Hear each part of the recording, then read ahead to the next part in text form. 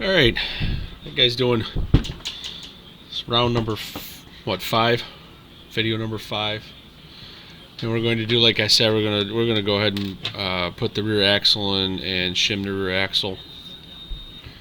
Utilizing coated titanium axle from Wizard 15 tooth crown, plethora of axle spacers. And yes, I'll be using every single one of these spacers in here just on this rear end. Why? Because I want all the shims.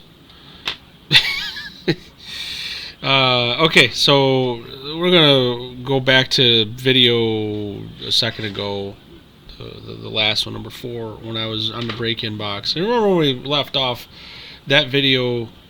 I had excuse me, I'd had the blue chassis on the break-in box. I just started out. I was drawing 1/10 of an amp. So same chassis.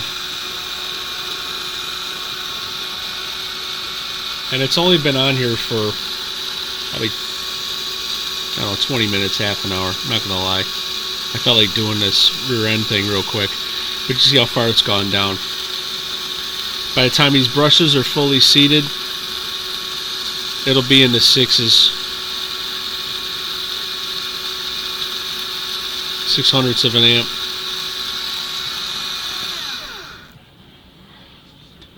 It should be about 600ths of an amp once it's finally broken in. And you can see the brushes, how nicely they're seating in.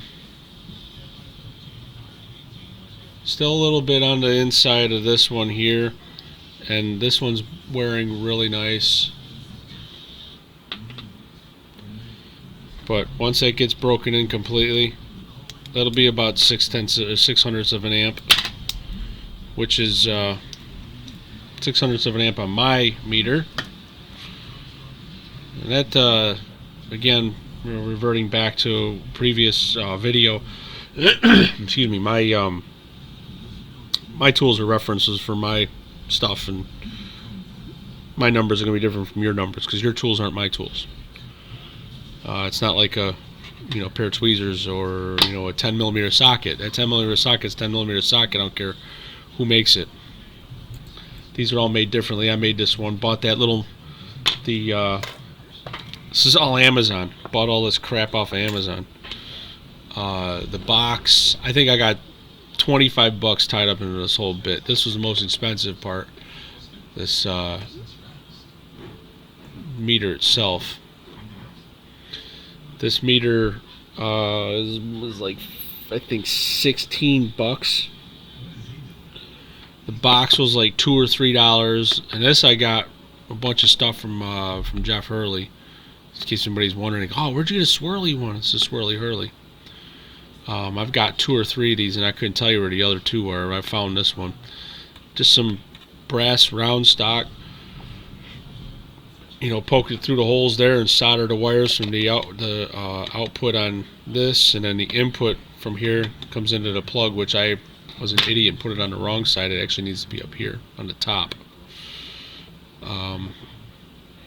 So I like this little meter. It works out good. The downside to it is if I'm going to change my voltage, I have to spend a month of Sundays getting it to go down or up.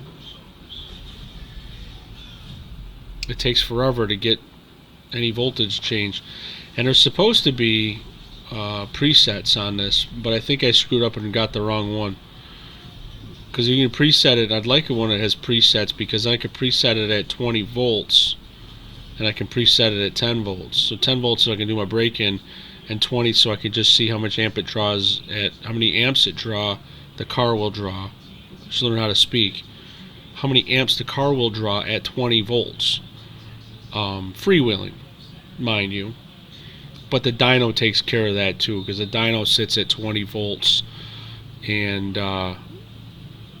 it'll show me my amp draw that way, which I guess is kind of the same thing. But at any rate, that is my break-in box. $25 about total on that, and probably took me it took me more time to cut the inside of that out to fit the module than it did to actually anything. I mean, the bulk of the whole deal was cutting it for that. It was the whole assembly. So at any rate, all right, on to this. And this is going to be one of those things where you guys are just going to be like, wow, what an idiot. Or you should do it this way because it's a lot quicker, and I wouldn't have done it that way because you have a special tool. Learn how to use your tools. Yeah, well, we're going to do what we can. Gotta get the old Harbor Freight calipers out. These things are great. I have a pair of Matco ones that don't turn off. I paid $10 for these. I paid over $100 for the Matco ones. Why? Because it says Matco over here instead of, I'm just like, if I bought a Snap-on set, it would have been $200 because Snap-on. All right, enough about that shit. All right, here we go. So I'm gonna start out by putting in it's an 060. I mic'd it out. All right, we're zeroed out here. I mic'd it out. It's 060. So we're putting 060, which is good. You know, I think that's Tyco size, right? Plenty of slot back there, but it's enough where I can monkey fart around and get done what I need to get done. But I'm gonna rewind for a second because I jumped ahead of myself. What we gotta do is we gotta gut this chassis down. Let's put my stuff over here. Look at how nice those brushes seated in there. This one gets down. This one's into this 600ths of an amp. On my amp meter. And again, these probably aren't the magnets I'm going to be putting in this car. They're just a pair of dash magnets. A decent pair of dash magnets, but nonetheless, a pair of dash magnets that are in there. I have no idea the strength, the downforce, blah, blah, blah. But, so let's start getting this in here. We'll take a gear.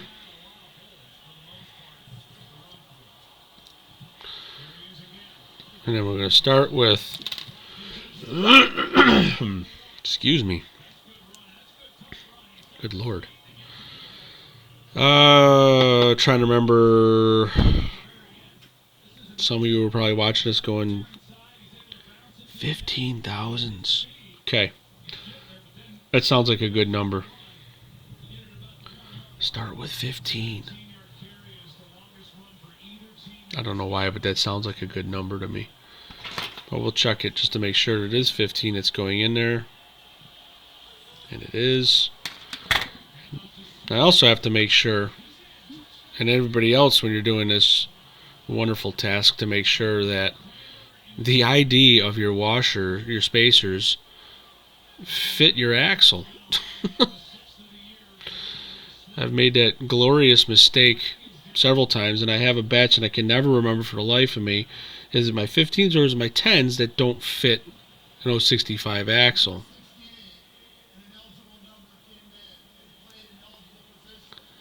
Guess what? It's my 15s. Because I got an order in and things were misordered. So I can't remember if it's shit, there goes that one. I go digging down on the floor after I'm done with a build. I'll crawl around the floor with a flashlight and go, oh, there's a washer, there's a spacer. Oh, there's another spacer. Probably pick up 15, 20 spacers. Because, you know, I drop them. I'm too far away from the bench. At any rate. So we're going to start. This is an 18. Make sure that it is an 18. 18 it is.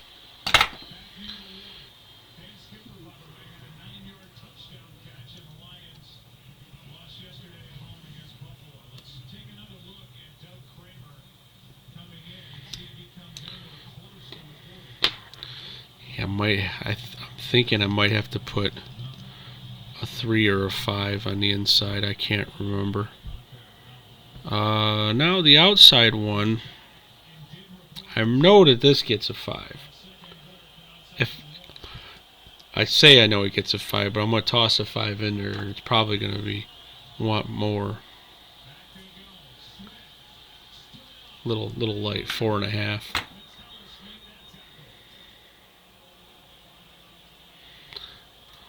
Words can't really describe how much fun this is.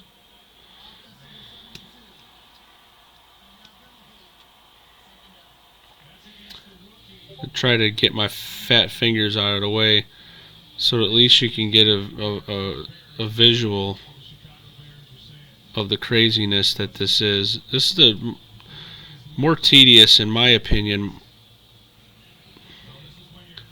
than doing the motor plate. Now I know this is very, very loose. If you can see, that is no bueno right there, right? But we're going to take the motor plate and we're going to see the lash and see how it feels. Do yourself a favor, if you go to flip your chassis over, keep a finger on your rear axle so that when you flip it over, the axle doesn't fall at the bottom and all your spacers go take a ride. Ask me how I know. Okay, so what we're going to do now is, I know it needs it on the back, and it's going to need it more on the front. But if I'm pushing it this way, okay, I'm pushing the gear away from the pinion, and while holding the final drive with my left middle finger here, and taking my thumb and going to rock that crown gear. You see that the slop that has.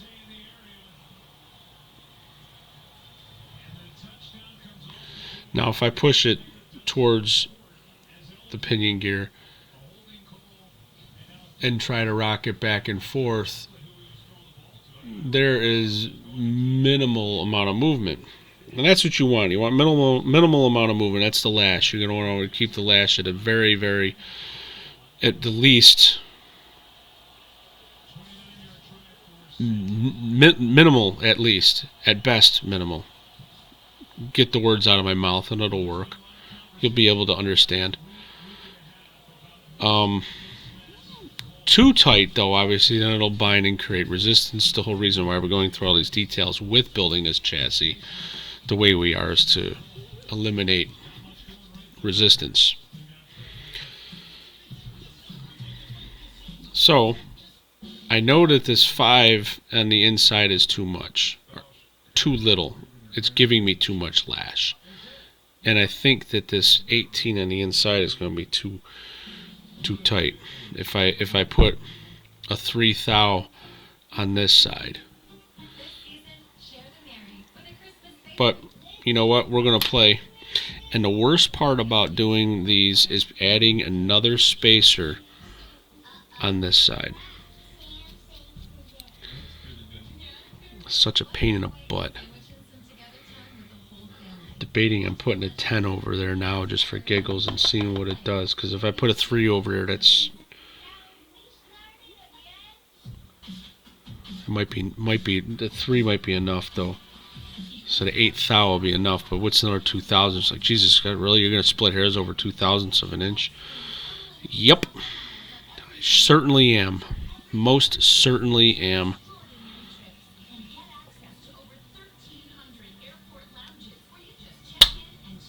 We're just going to drop that guy out of there. We're going to go right for a 10. Now, it is a 10 that I put back there. You know how I know it's a 10 I put back there? Because I have nylon 10 thou spacers that I put on this side.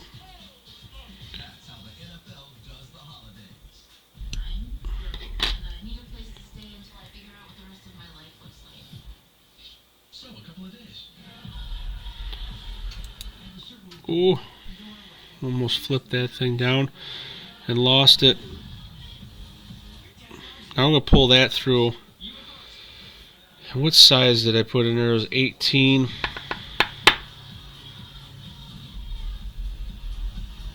Let's put that 5 that I just took out on this side here.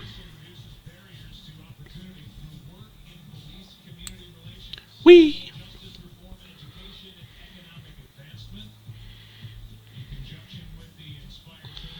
And this is doubling these up is such a pain in the ass. Now I know why Scale Engineering offers so many variations in sizes.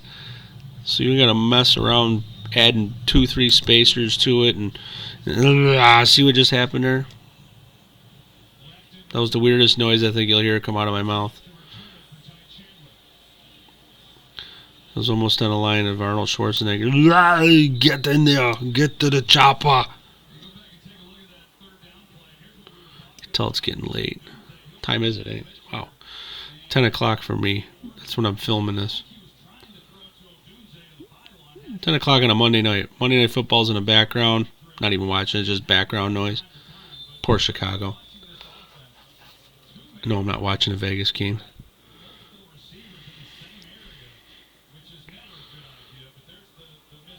Okay.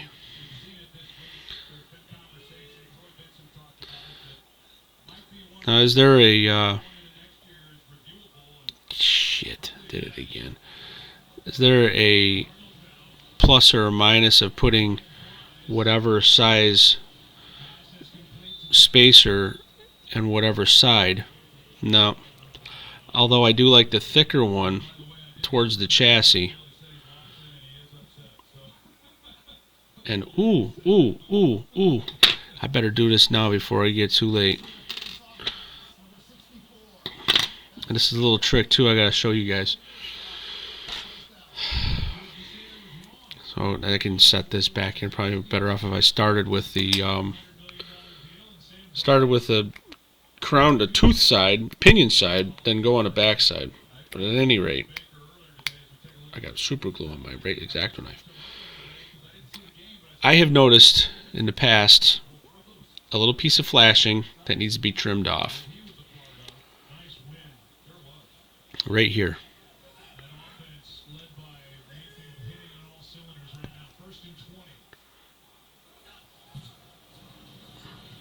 Okay. You can kind of see it. If I get it centered, there we go. Perfect. Right here. And that will hit your teeth on your crown gear. Ask me how I know. That one's not too bad. I've had a couple of chassis where that piece of flashing was a little bit more excessive and a little bit more annoying. But with that being said, just get into an X-Acto knife and change that out. Just strip it right out of there. And also, I didn't check to see the looseness of the rear axle if there's any flop, which there almost never is. And this does not have any. So, back to where I was. Put the crown gear back in the old tool. Hold that little guy there. Put in the lesser of the two axles, size-wise. And then pick up a total of... Shit. Where did that roll to? Did you guys see where that rolled to? I missed it. Not stuck to the magnets. It's supposed to be stainless, but what do I know? Oh, there it is. Wow, I really rolled real far away. So weird. Okay.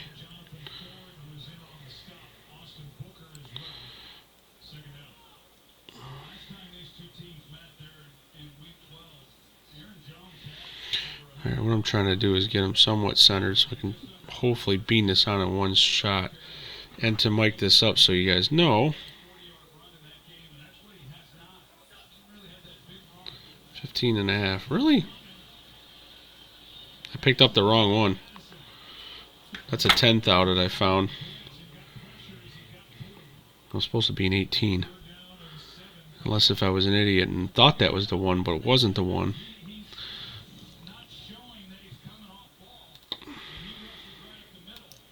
Get over here. This is it here. Which rolled even further away. Behind, like, if you could see it, it's hilarious where that was. Like, I don't even know how the hell it got over. 19. Okay. Good call. Supposed to be 18. Or what's that among friends, right?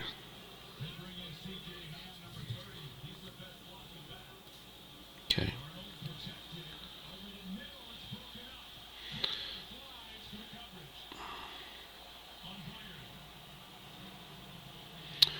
Alright. Sorry, I'm trying to line these up and I keep bumping myself off the camera.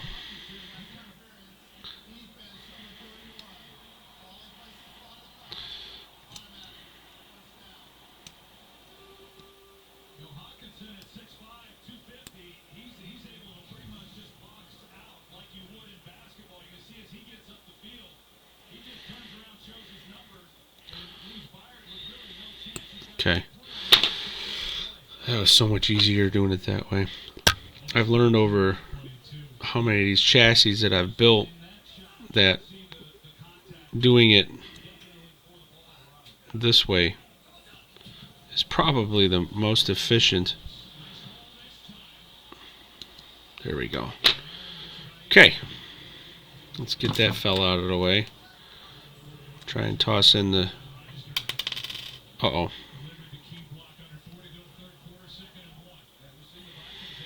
I didn't need you in there anyways. Won't get. Oh, see that lash? And do this without putting any simichrome or any lapping compound or anything is pretty cool. But there is...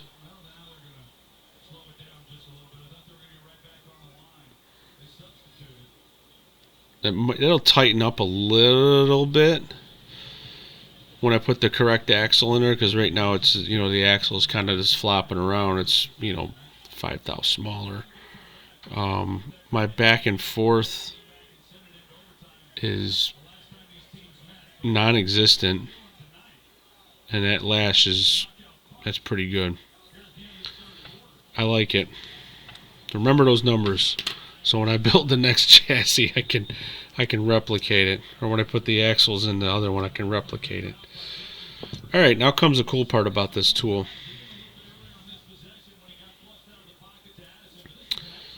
Just push this through a little bit, first and foremost. Don't be that guy. Everybody loves a beveled edge. Got bevel these edges.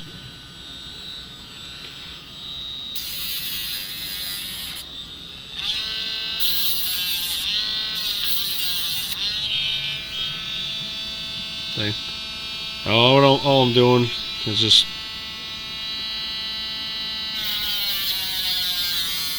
twirling it in the fingers. And that's a good beveled edge right there. That will literally slide through. It won't mess your wheels up when you put your wheels on. It'll slide through all your spacers and the gear and everything, and you just crank away.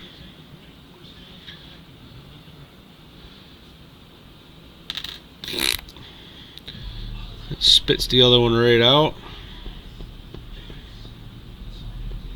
And a good part about this too is it's not putting any pressure on a chassis, right? It's backing. It's on that crown gear. The back side of the crown gear, the arbor hanging up here is on the back side of the crown gear, so you're pushing the axle through in the crown gear. You're not smushing your spacer. You're not bowing out the back of the chassis.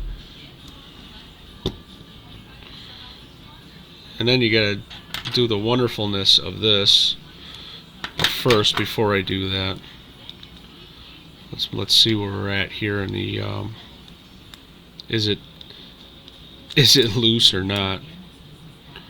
Oh, it's so bad I can't even get the, oh, there we go.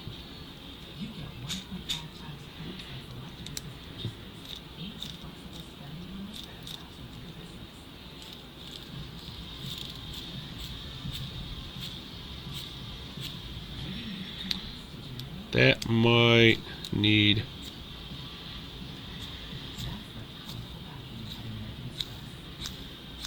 absolutely nothing. And put your pressure on the final drive gears to hold it in place, and then see your lash that you have. And there is none.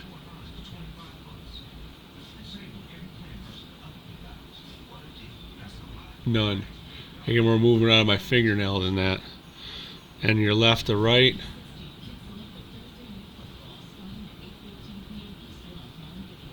is probably a thou worth of movement there. I done did good. Not gonna lie, I done did good.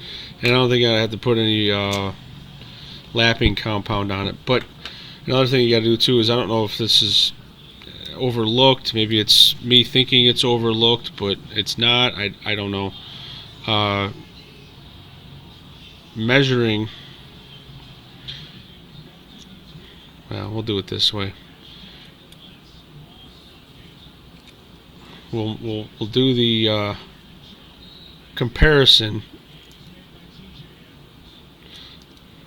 I know it had to go through more, but I wanted to see how much more.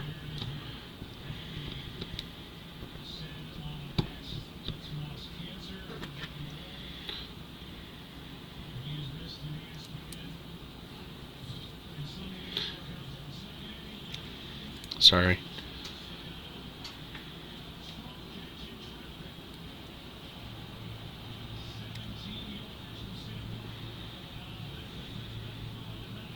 You can see where we're at here. Let me get this out of the way.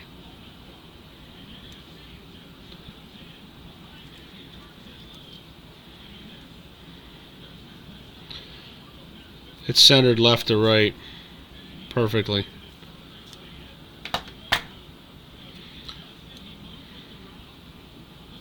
And there's plenty of free play. So that's how you set in the rear gear. And I don't think, like I said, I don't think I'm going to need to lap any of these in. I literally think I can just bang this together now, put the front end in it, and put the rear tires on it. Then I can set the magnets and put it on track.